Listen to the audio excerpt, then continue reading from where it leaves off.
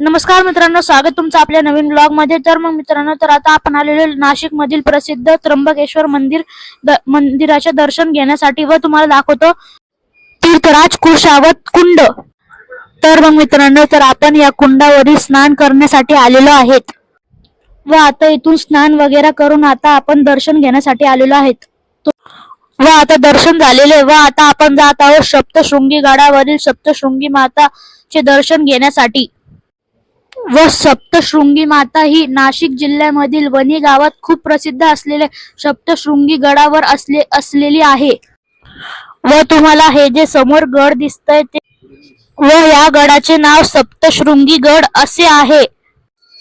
व या गडावर जाण्यासाठी आम्ही सर्वजण रोपवेचा वापर करणार आहोत व रोपवे मधून जाऊन आता आम्ही दर्शन घेण्यासाठी जात आहोत व आता आमचा पूर्ण परिवार रोपवे मध्ये जात आहे। व जे हे डोंगर दिसतंय तुम्हाला ते आहे सप्तशृंगी गड व आता तुम्हाला मंदिर दिसत असेल व आता दर्शन घेऊन आता आम्ही रोपवे मधून बसून वापस येणार आहोत। तर मग भेटूया मग उद्याच्या ब्लॉग मध्ये। तर मग बाय।